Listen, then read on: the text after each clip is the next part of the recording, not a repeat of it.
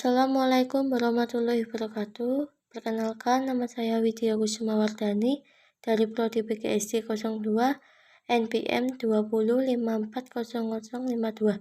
Di sini saya akan menjelaskan materi tentang komponen kurikulum.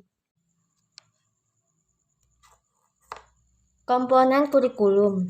Apa sih artinya kurikulum? Menurut Undang-Undang Nomor 20 Tahun 2003 tentang Sistem Pendidikan Nasional dan Peraturan Pemerintah Republik Indonesia Nomor 19 Tahun 2005 tentang Standar Nasional Pendidikan, di sana dijelaskan bahwa kurikulum adalah seperangkat rencana dan pengaturan mengenai tujuan, isi, dan bahan pembelajaran untuk mencapai tujuan pendidikan tertentu. BSNP tahun 2008 halaman 6. 5 komponen kurikulum. Di dalam komponen-komponen kurikulum terdapat tujuan, isi atau materi, media atau sumber, organisasi kurikulum, serta evaluasi. Komponen-komponen kurikulum tersebut saling berkaitan erat antara satu sama lainnya. Berikut penjelasan masing-masing komponen kurikulum. Yang pertama, komponen tujuan. Komponen tujuan berhubungan dengan arah atau hasil yang diharapkan. Dalam skala makro, rumusan tujuan kurikulum erat kaitannya dengan filsafat atau sistem nilai yang dianut oleh masyarakat. Bahkan rumusan tujuan menggambarkan suatu masyarakat yang dicita-citakan. Kemudian dinamakan kompetensi. Tujuan pendidikan diklasifikasikan menjadi 4. Yang pertama, 1. Tujuan pendidikan nasional atau TPN. 2. Tujuan institusional atau TI. Yang ketiga, tujuan kurikuler atau TK. Yang keempat, tujuan instruksional atau tujuan pembelajaran atau TP.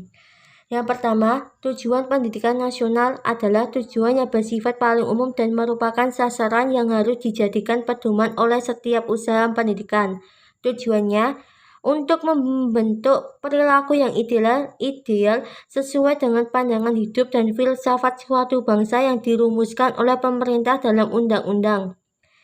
Dijelaskan dalam UUD Nomor 20 Tahun 2003 Pasal 3 bahwa pendidikan nasional berfungsi untuk mengembangkan kemampuan dan bentuk watak serta peradaban bangsa yang bermartabat dalam rangka mencerdaskan kehidupan bangsa.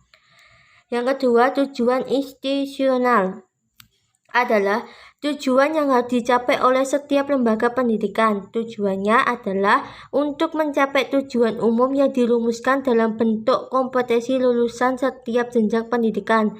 Misalnya standar kompetensi pendidikan dasar, menengah, kejuruan, dan jenjang pendidikan tinggi.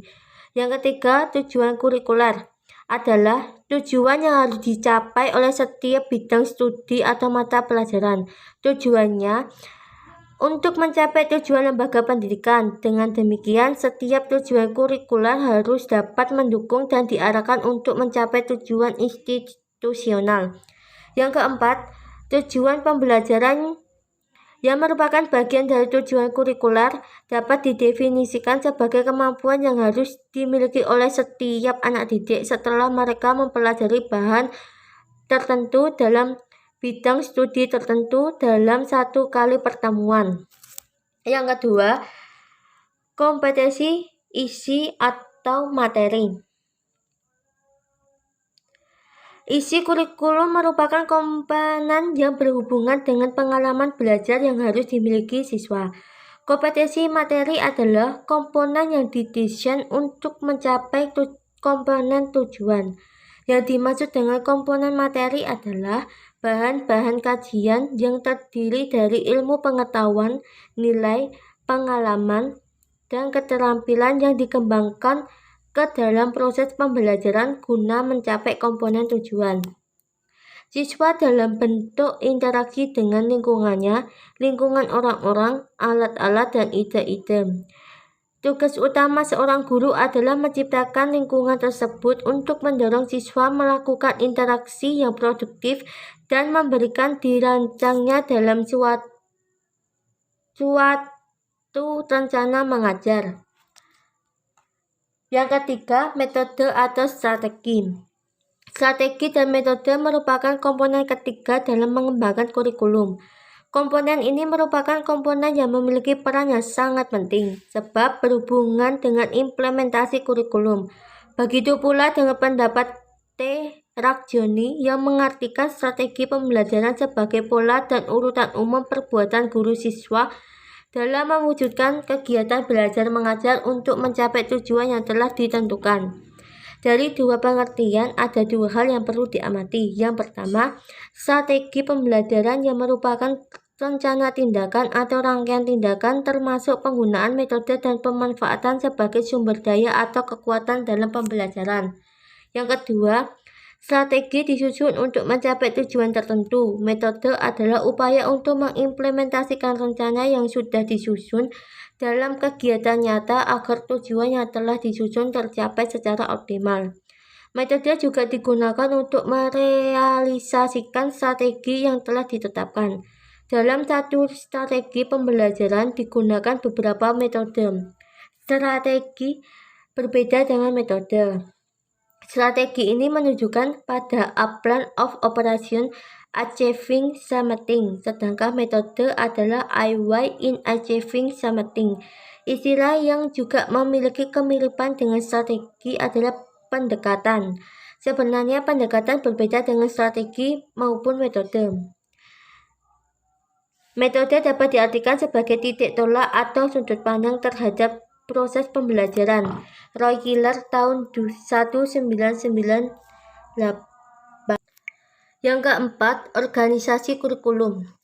Beragamnya pandangan yang mendasari pengembangan kurikulum memunculkan terjadinya keragaman dan dalam pengorganisasikan kurikulum. Setidaknya terdapat 6 ragam pengorganisasian kurikulum. Yang pertama, mata pelajaran terpisah.